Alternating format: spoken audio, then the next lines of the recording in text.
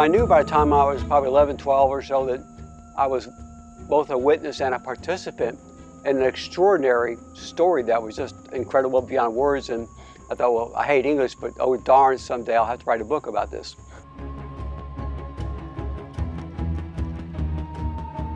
Up in the windows up there is a little boy.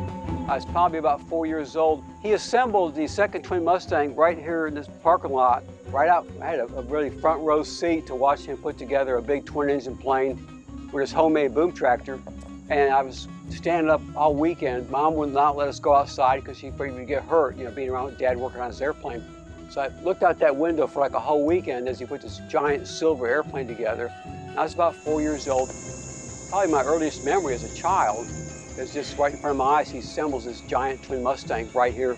And then This is a fascinating place. This is the Soplata yard. Walter Soplata, who lived here with his family.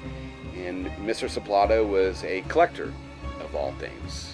You know, old Model T cars like you see behind me buried. Just a little bit of this and that. But one of the things he did was collect aircraft. And he had dozens and dozens of airplanes that he had saved and rescued from the scrapyard, and he brought it here to his farm. I knew about this place 15 years ago.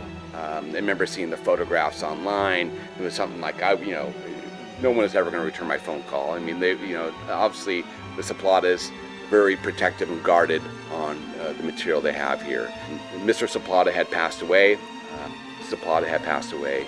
So the children have, throughout the years, have been selling these aircraft, most of them going back into museums or flying where people were actually taking them and restoring them. Some extremely rare aircraft came out of this yard, including a Corsair, B-25, XP-82.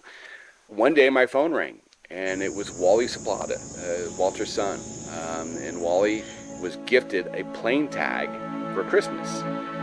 And he thought that was pretty cool, and he had talked to his sisters and said, hey, would you be open to allow Dave Hall from MotoArt to come out here and to extract some skin to make a plane tag series. So my first invitation out here, man, my heart was, pitter patter. I'm nervous. I came out and I met with Margaret and Wally and brought them all samples of plane tag and showed them what we did. And we were like, look, we just want to document what we can on what Walter had brought back here and what's left, right? Because we're trying to document aviation history, and you have some extremely rare aircraft here that I'll never have an opportunity to see again. So they gave us a green light. And when I first came out here, 5 years ago, this place looked vastly different than it did today. They have been spent the years on, finding good homes for these aircraft.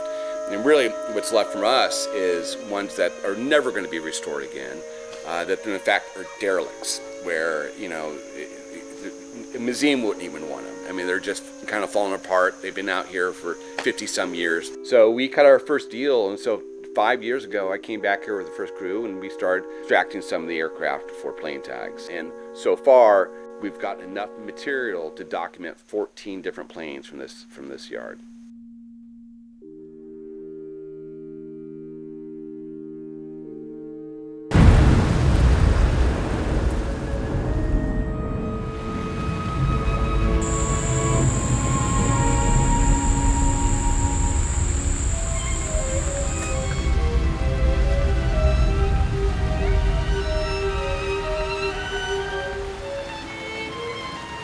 One that we were really striving to get, it was an F-84 aircraft. And this F-84 was literally buried in this house that's collapsing around us. Cut a deal, and they gave me the green light to come out here. Didn't even know what we're walking into. The aircraft was buried in debris, and we literally kind of had to dig it out to even just expose the aircraft, and then try to figure out how to get it out of the house. Day one was just kind of scouting, okay, how are we going to do this, and are we going to take a crane and through the roof above us that's collapsed? Are we going to lift it up through the roof? Are we going to drag it out of here? So the first day we had to kind of figure out what we're going to do, and so we opted to get a bobcat out here and try to pop it out and literally drag it out of the house. I'm hoping, in fact, there's a plane buried behind me here. There's a couple of them buried behind me here. I'm not sure if you can see it, but Man, how are we going to find a serial number on this bad boy? We're going to drive in here, though. It's big enough. That one might be a partial jet here. It's a jet. Yeah. Ask our brother Wally. He'll know. You'll know. I didn't want. Oh, yeah, that's the song number. You're like a walking encyclopedia. You know, they grew up with this. Yes. I married into it. Wally and John and Barb. Look back here, that section really is mainly supported right there. Brought floor jacks with us, so we figured we could be jacking something up.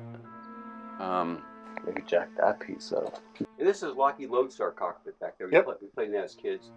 It was very pristine, but way back 60 years ago. That's a Lockheed Lodestar? Lodestar cockpit. From the Ravenna Arsenal, you can see, like the boxcar, they put black stripes on white paint. So when they filmed it, I mean, they crashed planes on purpose. Uh-huh. They ran down the runway, and a pole sticking up, wing comes off, gasoline spills, fire everywhere, trying to make airplanes safer. It was a big stuff. So what was amazing, once we pulled that aircraft up and out, it only exposed more stuff behind it. And it was a whole other aircraft.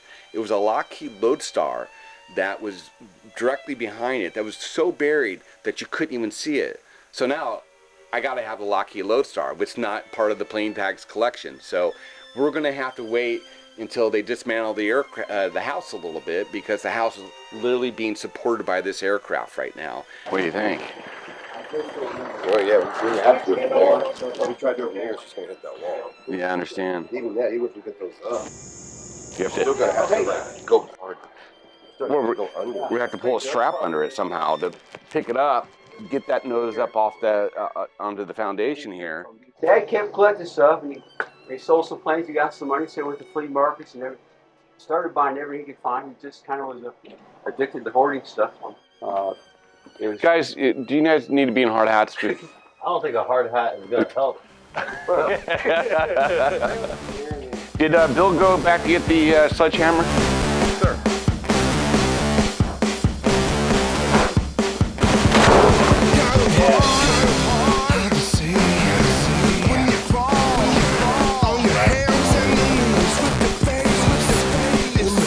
Walked into that one. Well, I guess I'm just trying to buy time until we make a decision here, what we're gonna actually do. I mean, if we call a crane, come up, drops his line down here. We could hook up here. You could lift this strap under it. Do the same thing here. You can lift it up.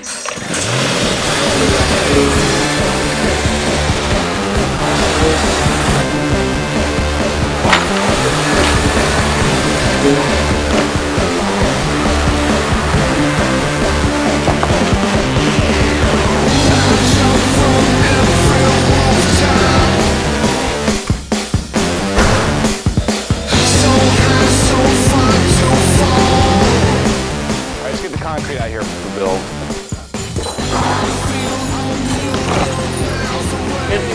What we had to take out of here. I know. Thank God you did that.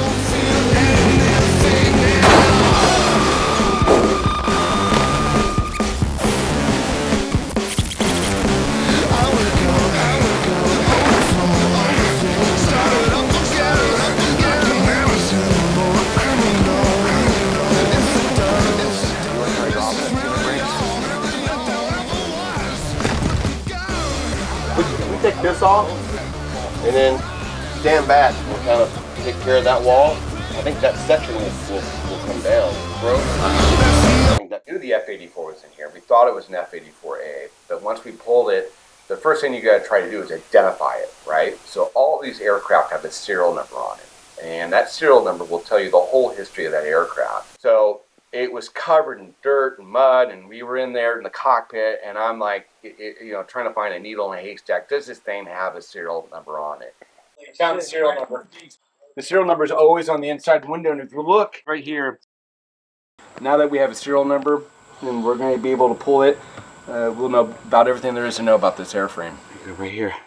Immediately start pulling up the serial number, and we actually found a photograph online of it being built. So here we have this photograph, brand new F-84, which happened to be a B model, by the way, not an A model, F-84B. And here it was, we had this amazing photograph of it being built versus it today, and us finding it. And giving it a new life. I mean, that's really, this aircraft will be remembered forever. Okay, great. All right, thanks, Hank. the brainstorming time here. Yep. You're saying knock the concrete blocks out here, lift the corner of it, and drag it out. I never promised you a rose garden. No, and I said yes for the adventure.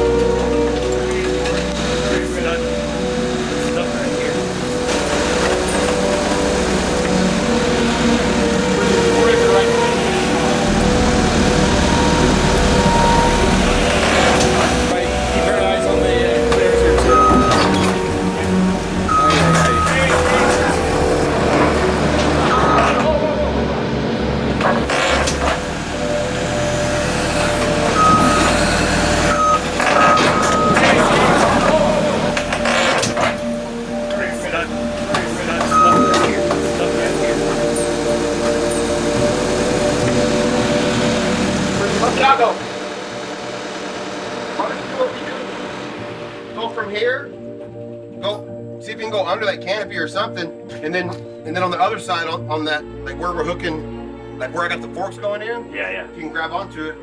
You mean just go all the way around like It's coming on. Why not just do one strap here, come in here, 1,600 pound lift capacity. pick it up? That's $3 grand. 3,000. What's 3,000? This? trying to go higher. I don't want to rip that fuselage off. No, it's right where the beam is. I'll have to.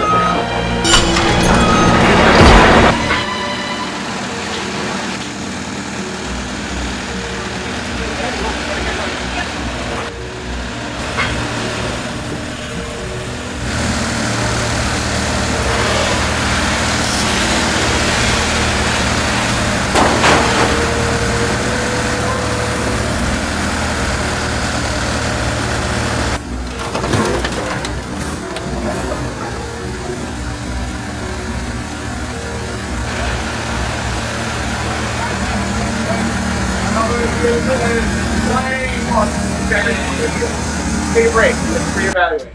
Yeah.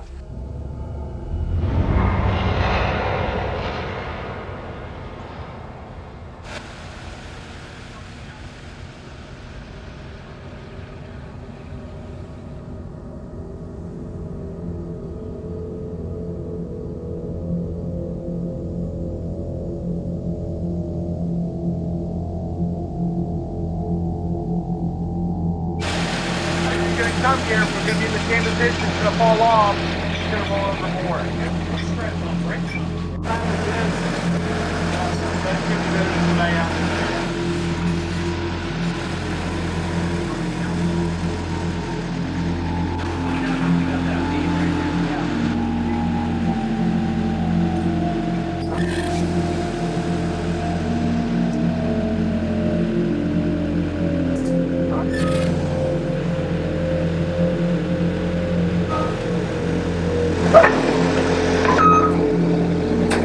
How are you going to get out of there? Quick, hey, Kevin. Yeah, come on down. Come on. Down. Yeah. I want to lift it up, put planes under shit. it. I gotta fix that.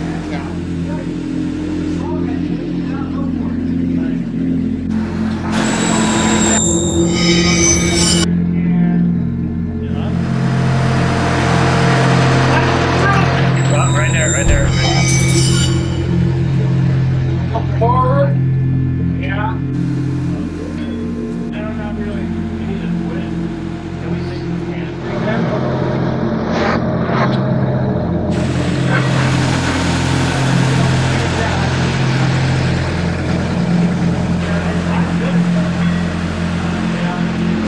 And we cleared this area out.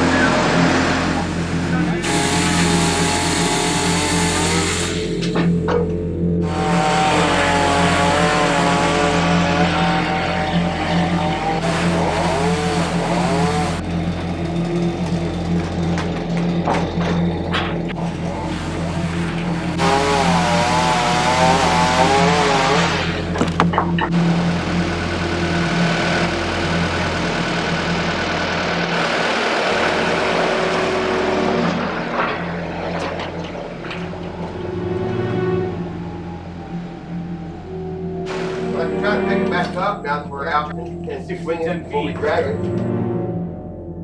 Well, if you put the forks back in it, what are you trying to do with that point? Turn it. I mean, I'm still pulling just this and I keep it tilted this way. I think we can stabilize with straps. This, you know. Well, if it rolls from the chain, it's not going to go anywhere. Drag it. Ah. I mean, we could just drag it a little bit, chalk it, drag it.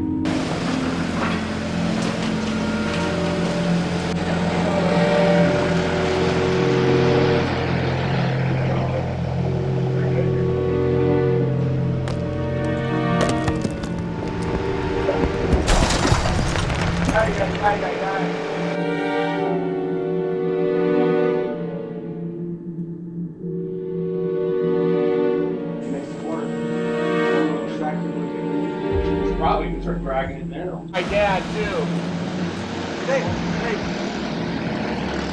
If you get it in here, we chain it up and it ain't popping off. At that point, you're secured. You can drag it off. Right. If you just try to put your forks in there, you're back at trying to keep the tension. No, I was saying, what if we get straighten it up a little bit and come in with my forks all the way in at the end, Oh, those straps. and then strap on the front like we always do at the shop. Right.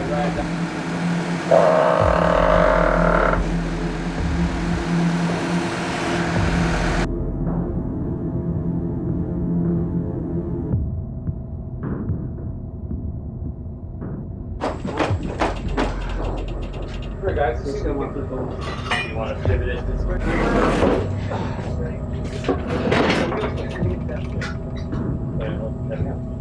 I can straighten it out now with force chain though. Yeah. I can just pick it up a little bit.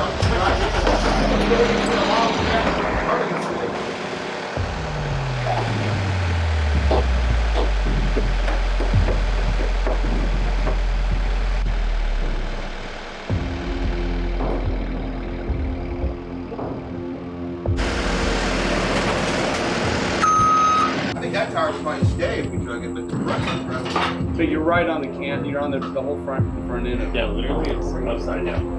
I mean, like, try to get up in here, get a fork here, pick it up, put a block under it.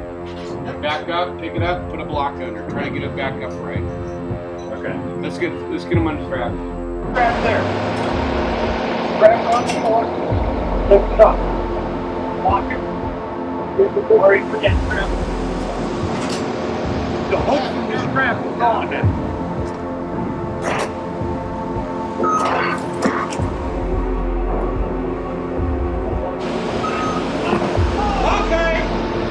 Put tires back. Okay, slow down. Better. You have a concrete I don't want to break it on flat. Somehow we just get under here, hook it a little bit. Not a fork. The fork you're just taking it all the way down. Where's your strap?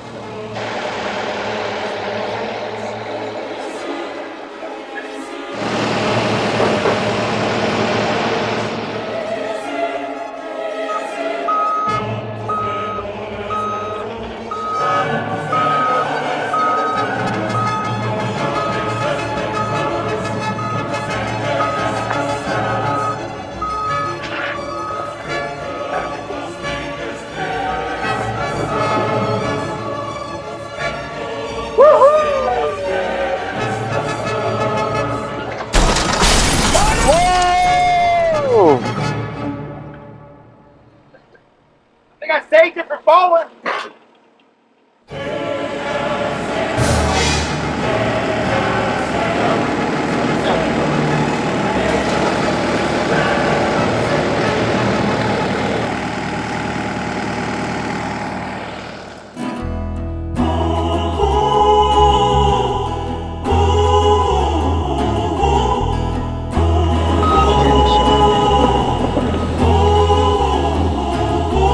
Here's Charlie, he's a defector.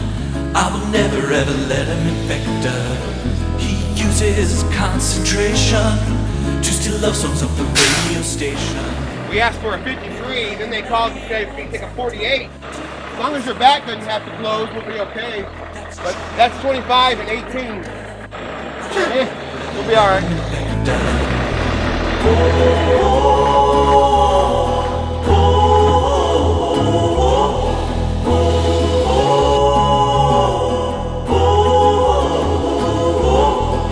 He's a protector. I will never ever let him defend her. He finds constellations, then he sells them to a desperate nation. In the middle of the night he holds on tight to a starlight and reflects on life. But that's Lenny, he's a protector. I will never ever let him defend her.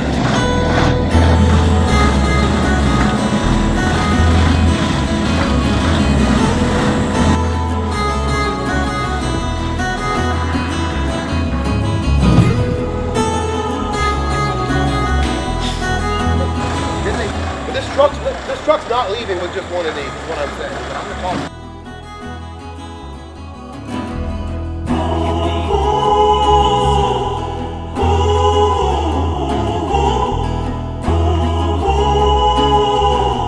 Your truck is not 43 feet on the thing, it's 41 feet on the truck. Remember this morning I told you that watch, we're going to never ever let him infect her. He uses concentration to steal love songs off the radio station. In the middle of the night he holds on tight to the chorus and reflects on life. You may have to explain the birds and the bees. He's a defector. I will never ever let him infect her.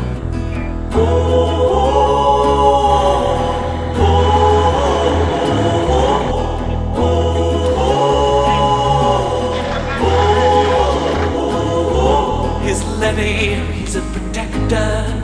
I will never ever let him defend her. He finds constellations, then he sells them to a desperate nation. In the middle of the night he holds on tight to a starlight and reflects on life. But that's Lenny, he's a protector. I will never ever let him defend her.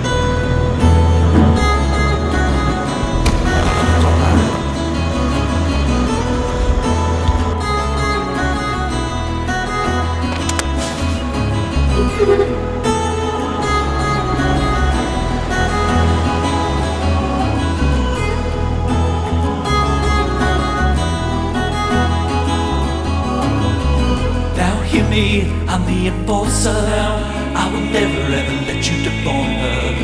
I've made calculations and I've proven that I am your salvation. In the middle of the night I hold on tight to my purpose and reflect on life. But that's me, I'm the enforcer. I will never ever let you deform her. I will never ever let you deform her. I will never ever let you deform her. That's me, I'm the enforcer. I will never ever let you deform her.